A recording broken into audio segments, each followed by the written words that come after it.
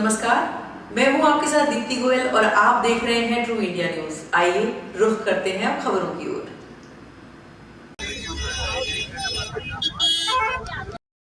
इस समय मेरे पास पैसे नहीं हैं और भूल हो गई कि मैंने उस समय देखे नहीं। आप ये 300 आता है, लालटेन उठाकर उसकी तरफ करके घूर करके उसको देखने की कोशिश करता है।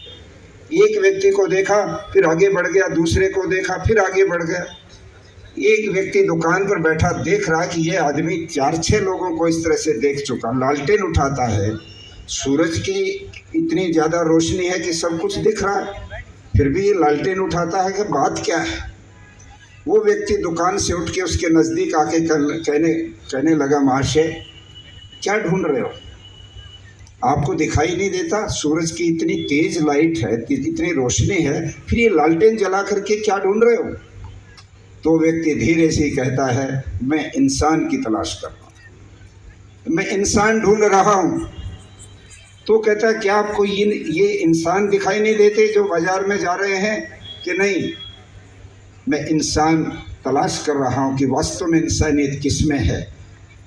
इंसानियत उस व्यक्ति में नहीं है जो किसी बड़े पद पर बैठ करके किसी असहाय आदमी को, किसी कमज़ोर को, किसी अबला को, किसी गरीब आदमी को इसलिए मजबूर करे कि इतना रुपया तुम मुझे दोगे तो तुम्हारा काम मैं बना दूंगा, अदरवाइज तुम यहाँ से बाहर हो जाओ या तुम्हारे ऊपर मैं कानून की धारा लगा करके जेल में बंद कर दूंगा। यदि कोई दरोगा किसी असहाय महिला की जो विधवा है, उसका कोई सहारा नहीं है और उसके ऊपर कोई अत्याचार करे और वो जा करके थाने में कहे मेरी FIR लिखो, और वो उसकी तरफ देख करके ये सोचने लगे कि ये मेरे किस काम आने वाली है महिला, क्या ये मुझे कुछ पैसे दे सकती है, और ये प्राणी निकल जाएंगे। आप एक बार वहां तक चल पड़ो, मेरे घर तक।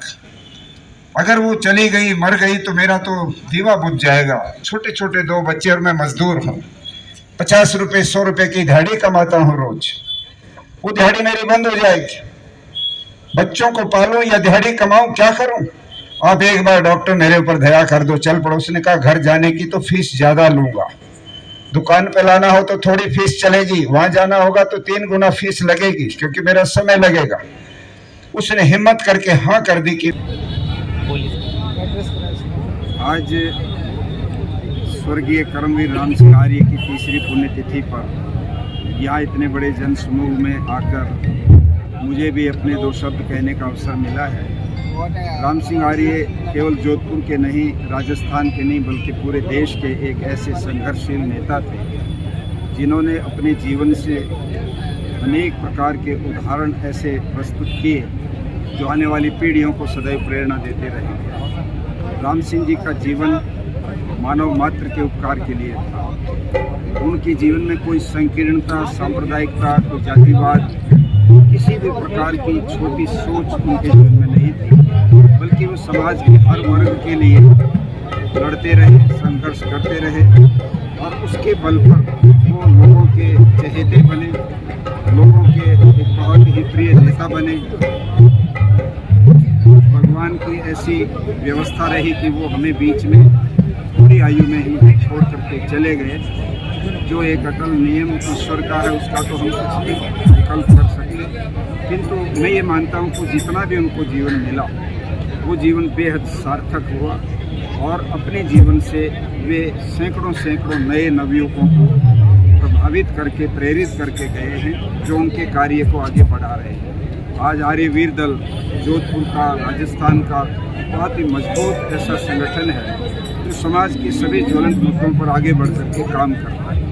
इसलिए राम सिंह आर्य जी को आज जहां हम श्रद्धांजलि दे रहे हैं, यहाँ इकट्ठे होकर, वहाँ उनके जीवन के महत्वपूर्ण उन गुणों से, उन मूल्यों से और उनके जीवन की उन सेवाओं से भी प्रेरणा लेना चाहते हैं जिनके कारण से वो इतने यशस्वी बने, इतने उनको ख्याति प्राप्त हुई।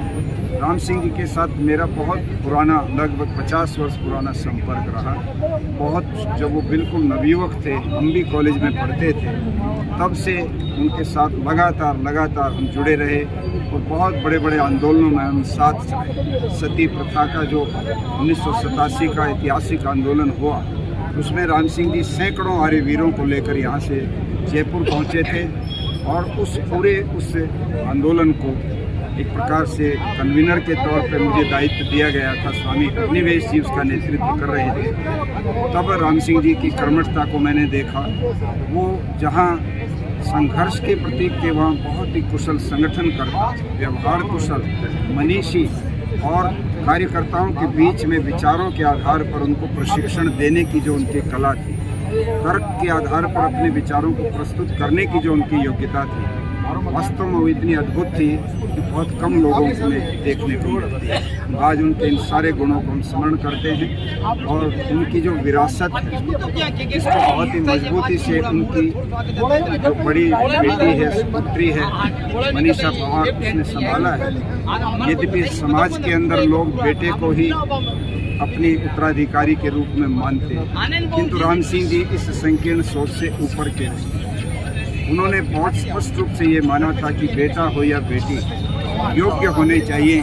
बेटी अगर योग्य हो जाती है तो बेटे की भी कमी पूरी वो कर सकती है। और आज हम देखते हैं कि राम सिंह जी ने जो प्रशिक्षण अपनी बेटी को दिया, जो संस्कार उसको दिए, आज वो उन संस्कारों के बल पर और उन शिक्षाओं के बल पर जिस प्रकार से समाज में लोकप्रियता उनको प्राप्त हुई है, लोगों का जो प्यार और प्रेम और स्नेह उसको प्राप्त हुआ है। यहाँ जोधपुर के लोगों ने उनको पिछली बार विधानसभा में भेजकर ये परिचय दिया कि हमें इस प्रकार की कुशल एक नेत्री जिसमें सब गुण हो, विनम्रता भी हो, स्नेह का भाव भी हो, बड़ों का आदर करने की भी भावना हो, छोटे से छोटे व्यक्ति से मिलने के लिए जो बहन आगे आती हो, ऐसे उसको पहचान कर लोगों ने इतना सम्मान दिया। निस्संदेह राम सिंह जी की ये प्रेरणा ही आज मनीषा को भी ये ताकत दे रही है। और इतनी बड़ी ये जो संख्या है लोगों की, इनका आशीर्वाद और प्यार मनीषा जी को प्राप्त हो रहा है। वास्तव में ऐसी बेटी भी सौभाग्यशाली है जिनको ऐसे योग्य पिता मिले।